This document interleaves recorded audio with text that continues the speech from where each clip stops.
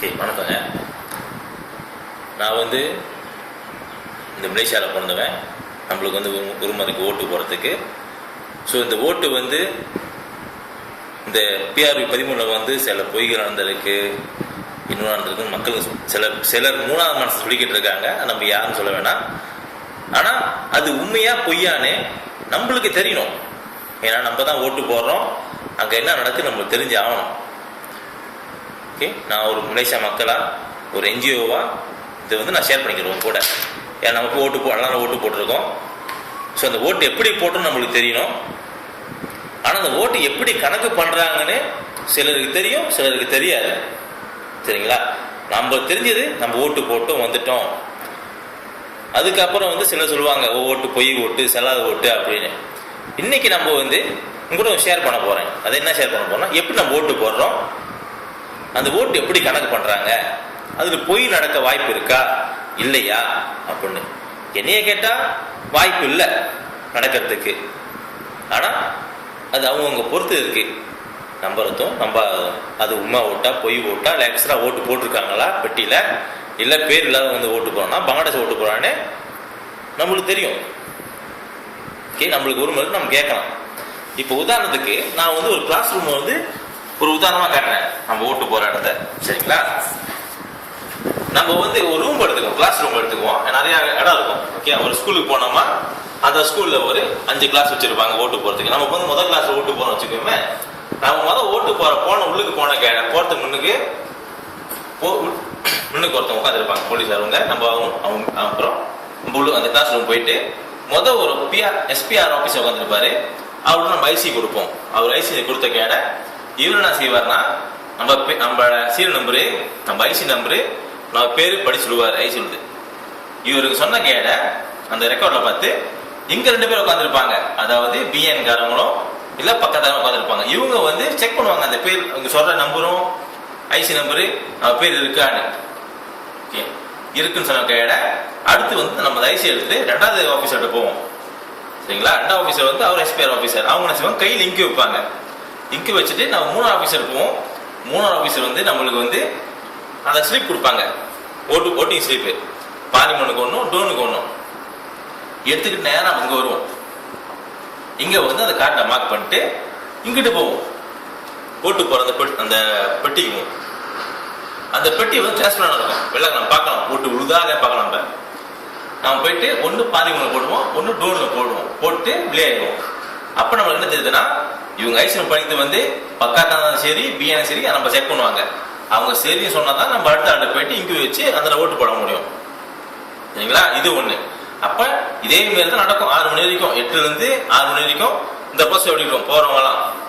இப்ப இந்த class room 100 பேர் ஓட்டு போறாங்க வச்சுக்கோமே. 100 பேர் ஓட்டு போறதுல 20 பேர் வரல, அதாவது 20 விழுக்காடு ஓட்டு போட வரல. அப்ப 80 விழுக்காடுனா 80 பேர் ஓட்டு போடுவாங்க, 20 பேர் ஓட்டு போட மாட்டாங்க. 6 மணிக்கு இந்த கிளாஸ் ரூம் மூடிடுவாங்க. அந்த ஓட்டு பேப்பரை இங்கதான் எண்ணுவாங்க. சரிங்களா? என்னும் போது எஸ்பிஆர் ஆபீசர் இருப்பாங்க. இந்த 2 போட்டி போற கட்சிகளும் இருப்பாங்க. அது பியானா இருக்கலாம், பக்கத்தான இருக்கலாம், இல்ல பேபாசாவும் இருக்கலாம், இல்ல வேற கட்சி இருந்தா இருக்கலாம். ஸோ அவங்க அதெல்லாம் உட்காந்து கணக்கு போடுவாங்க. ஓகே, 20 வரல, 80 தான் இருக்கும். ஏன்னா லிஸ்ட்ல 80 தான் இருக்கும், இவங்க லிஸ்ட்ல 80 தான் இருக்கும், இவங்க லிஸ்ட்ல 80 தான் இருக்கும். அப்ப 80 ஓட்டு. இப்ப பார்க்க போனா பார்லிமெண்ட்டுக்கு ஒரு 80, டோன் ஒரு 80 தான் இருக்கும். கூட போகக்கூடாது, குறையும் கூடாது. குறைஞ்சா பிரச்சனை, கூட போன பிரச்சனை. அது பொய் ஓட்டு இருக்குன்னு சொல்லலாம் நம்ம. ஆனா இப்ப 80 கரெக்டா இருக்கு. அப்படி இருக்கும்போது வாய்ப்பு நம்ம சொல்றதுக்கு அது பொய் ஓட்டு அப்படின்னு. நான் பிஎனுக்கு பேசுறேன், பக்கத்தான் பேசுறேன். நம்ம லாஜிக்கா யோசிப்போமே.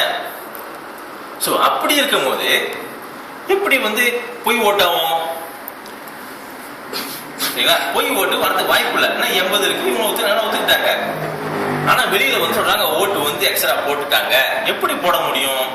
அதான் யோசிச்சுக்கிட்டு எப்படி போட முடியும் அதுல. சரிங்களா? ஒண்ணு முதல் கேள்வியான கேள்வி. 2வது கேள்வி, பங்களாதேஷ்காரன் ஓட்டு போறான்னு சொல்றாங்க. சரிங்களா? நம்ம தான் ஐசி கொடுத்துறாங்கல்ல.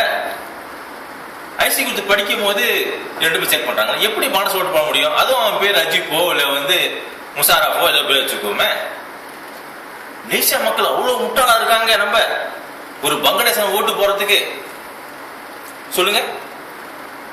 நம்மளுக்கு தெரியும் சீனா, மலாய்க்காரன், தமிழன் 3 தான் ஓட்டு போட போறோம். அப்படியே வித்தியாசம். அப்புறம் கிறிஸ்தவன், அவன் கிறிஸ்தவன் நம்மளுக்கு தெரியும். இது முழுக்க முழுக்க பங்களாதேஷ் பார்த்தா தெரியும், அவன் வித்தியாசமே தெரியும். ஆனா அவன் எப்படி ஓட்டு போடுவான்? அப்படி அவன் கொடுத்த ஐசி கூட அவன் பேர் இந்த லிஸ்ட் இல்லைன்னா ஓட்டு போட முடியாது. அப்பயே கைக்காலம் பிடிக்கலாம. ஆனா இது நடக்கல, எங்கேயுமே நடக்கிறது, எவனையும் பிடிக்க கிடையாது. பிடிச்சது அடிச்சதெல்லாம் வந்து ரோட்டுக்கு வெளியே. சரிங்களா? மலேசியால எந்த ஒரு சட்டமும் இல்லை, எந்த நாடு சட்டம் இல்லை. உங்க வந்து இந்த ஸ்கூல்ல வந்து ஓட்டு போற இடம், இந்த ரோட்ல பஸ் போக கூட, காடி போட எந்த ஒரு சட்டமும் இல்லை. மேபி ஸ்கூல் மண்ணுக்கு ஒரு நடத்த முடியிருப்பாங்க, அது மட்டும் தான். சுத்தி வட்டாரத்துல போலாம் வரலாம், பஸ் விட்டு இறங்கக்கூடாது அப்படின்னு ஒரு சட்டம் இல்லை. சரிங்களா? சரி, அப்படி சொல்றாங்க, பிடிப்பட்டாங்க பங்களாதேஷ்காரன். ஓ, இவன் வந்து ஐசி வச்சிருக்கான் அப்படின்னு நம்ம செக் பண்ணலாம். இந்த ஐசி நம்பர் வந்து சி நம்பர் இருக்கா அந்த புக்ல? இல்லைன்னா நம்ம ஒன்றும் செய்ய முடியாது, நம்ம அடிக்க முடியாது. இப்ப நம்ம வந்து 3வது மனுஷன் பேச்சு கேட்டு நம்ம சில தவறு செஞ்சுக்கிட்டு இருக்கோம்.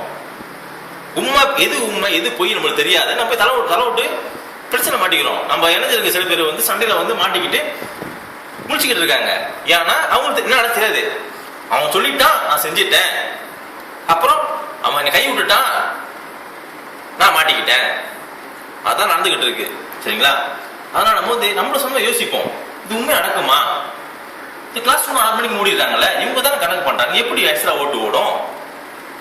இது இப்போ 100, இப்போ 80னா அடுத்த கிளாஸ்ல எத்தனை இருக்கு? அப்படியே ஒரு கிளாஸ் கணக்கு பண்ணி போவாங்க. அது எப்படி நம்மளை ஏமாத்துறாங்க? நம்ம சிந்திப்போம். 3வது மனசு ஓடுறது உண்மையா பொய்யா, நடக்குமா நடக்காதா? நம்ம போய் ஓட்டு போட்டிருக்கோம், அப்ப நம்மளுக்கு தெரியும் அந்த ப்ராசஸ், ஓட்டிங் ப்ராசஸ் எப்படி நமக்கு தெரியும்.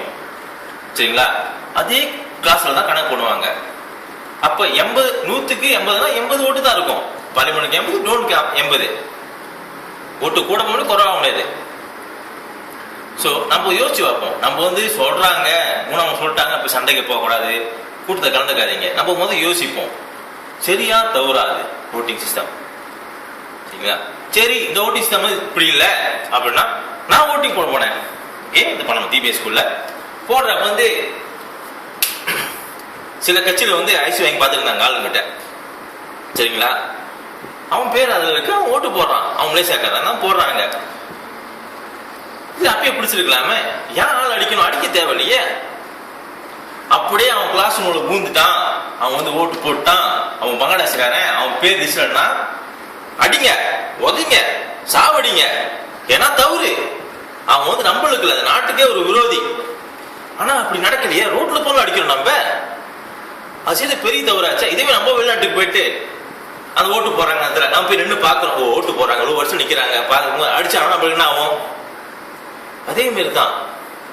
அப்ப இதுல ஏதோ ஒரு 3வது மனசை வந்து இந்த மாதிரி ஐசி விலக்கிட்டு பிரச்சனை உண்டாக்குறதுக்காக செஞ்சுக்கிட்டு இருக்காங்க. நம்ம வந்து தலைவிட, நம்ம உரிமை என்னது? ஓட்டு போறோம், ஓட்டு எப்படி போறாங்க, எப்படி நம்மளுக்கு தெரியணும். கலவரம் உண்டாக்குறவன் அது அவன் பிரச்சனை. நம்மளுக்கு தெரிய வேண்டியது, நம்ம ஓட்டு போறோம், எப்படி ஓட்டு போறோம், எப்படி ஓட்டு கணக்கு பண்றாங்க, அது கணக்கு பண்ற முறை சரியா தவறா, இல்ல இது வரைக்கும் யாருன்னா தெரியுமா? அந்த ரூம்ல தான் அதே ரூம்ல கணக்கு பண்ணா தெரியாது, ரொம்ப பேர் தெரியாது. சோ நம்ம உட்காந்து யோசிப்போம், சிந்திப்போம். சரிங்களா? பார்ப்போம் என்ன நடக்குதுன்னு. நம்மளுக்கு தெரியும், ஓட்டு போடுறதுக்கு உங்களுக்கு தெரியும். ஸோ யோசிச்சு பாருங்க, ஒரு நல்ல முடிவாடிங்க. எதுவும் போயிட்டு 3வது மனம் சொல்றான்னு தலையிட்டு நம்ம மாட்டிக்க வேணாம். சரிங்களா? அதே மாதிரி தான் நம்ம கூட பிறந்தவங்களோ பிறக்காதவங்களோ நம்ம சொல்லணும், இதுதான் ஓட்டிங் ப்ராசஸ், இப்படித்தான் கணக்கு பண்றாங்க, எப்படி தவறு நடக்கும் நீங்களும் அவங்களுக்கு கேளுங்க, அவங்களை யோசிக்க சொல்லுங்க, அவங்களும் யோசிப்பாங்க, அவங்களுக்கு தெரியும், நம்ம கரெக்டா ஒரு முடிவுக்கு வருவோம். நான் வந்து இந்த கட்சிக்கு தான் பியானுக்கு பேசல, பக்கத்தானுக்கு பேசல. நான் ஒரு என்ஜிஓவா, ஒரு மலேசியா பிறந்தவனா ஓட்டு போற உரிமையோட நான் சொல்றேன். சரியோ தவறோ எனக்கு தெரியல, எனக்கு தெரிஞ்சு சரி, அது நான் கூட ஷேர் பண்றேன். தவறு இருந்தா மன்னிச்சுக்கங்க, நீங்க வந்து சொல்லுங்க எப்படி இருக்குன்னு. சரிங்களா? நன்றி.